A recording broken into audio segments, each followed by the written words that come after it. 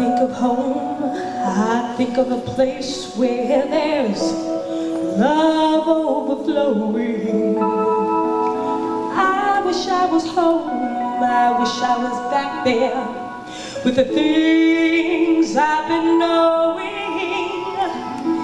winds that make the tall grass.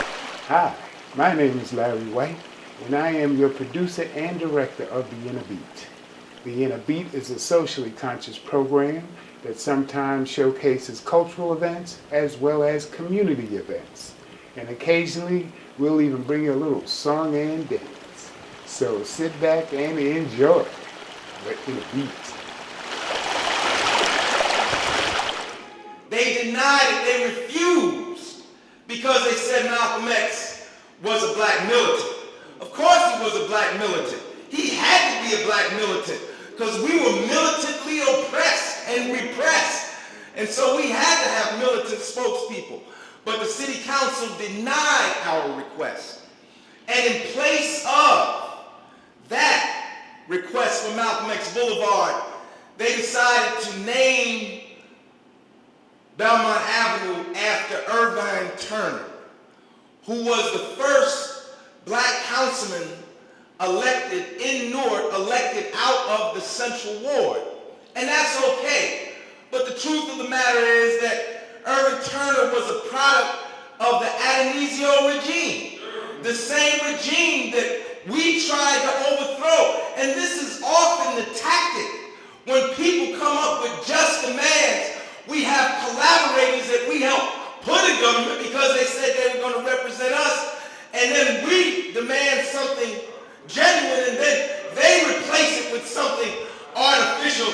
This is why we have to stop electing collaborators and elect people who are genuinely going to represent the interests of our people and who are not going to back down. So that's a little history. But we didn't stop there. And why didn't we stop? Because our work, why do we have schools named after black people now? Schools that used to be named after white people. One of the schools we changed the name of after, I don't know if you all know my history, but I was the youngest member of a school board in the history of the United States of America. As a result of the Black Power movement, the election of Gibson, and so on and so forth, that aroused the students, and we had a student movement in Newark demanding change and improvement of Newark public schools. We had a sit-in and a takeover of the Gateway Hotel, the same Gateway Hotel across the street from Penn Station. We went in and took over that hotel and demanded an end to the longest strike, the longest teacher strike in the history of the country. And out of that effort, I was appointed to the Newark School Board. And one of the first things I did as a school board member, like you have Jesse Owens School, Jesse Owens, who I met, by the way, in 1967, before the rebellion. But just like you have Jesse Owens School, we changed the name of South 10th Street School to Harriet Tubman School. So we don't have a Malcolm X Boulevard, but we have a Harriet Tubman School in Newark. And we changed the name of South 8th Street School to Martin Luther King Jr. School. And we changed the name of Waverly Avenue School to Rosa Parks School. And then we came back to Malcolm X. There was a high school in Newark called Southside High School. And part of our student organization, our citywide student organization, had a chapter there in Malcolm X Shabazz High School. And the chapter leader there was a brother named Norman Buchanan. His African name was Akili. And Akili started a petition drive to change the name of Southside High School to Malcolm X High School. And, everybody thought that this was youthful enthusiasm. They encouraged him, but they never thought it really was going to happen. But he ended up getting an overwhelming majority of the students to sign the petition. He brought the petition down to the Board of Education. I was on the board at that time, so I made the motion to change the name of Southside High School to Malcolm X High School.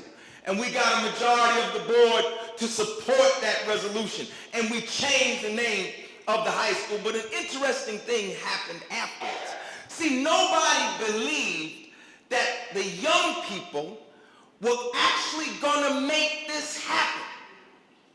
But see, that's the problem. We don't have any faith in our young people. If we actually had faith in them and backed them and encouraged them, they would do a lot more very positive things. But they need our support. What happened? There was a rebellion among the staff and the administration. They told the students that they weren't going to be able to get into college if they had a diploma with Malcolm X's name on it. They went to members of the football team and got them all riled up and actually tried to get them to physically attack Brother Achille, the student who had the petition movement.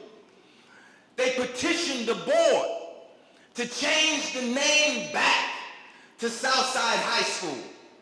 But unlike the city council, we had some real representatives of the community, and that school's name has not changed, and it's been Malcolm X for over 30 years in the city of Newark.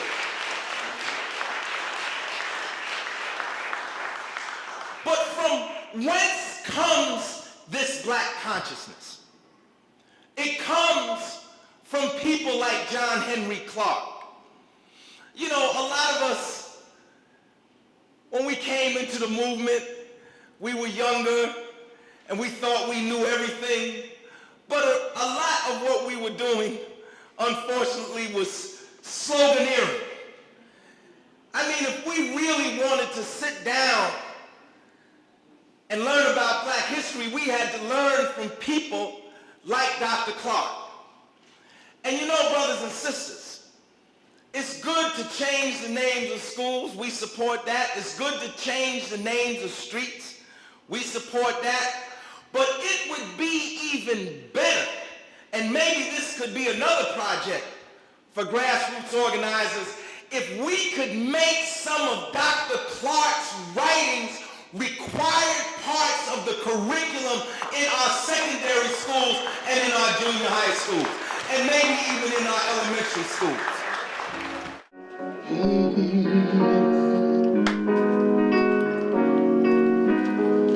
Wake up everybody, no more sleeping in bed, no more backward thinking, time for thinking ahead.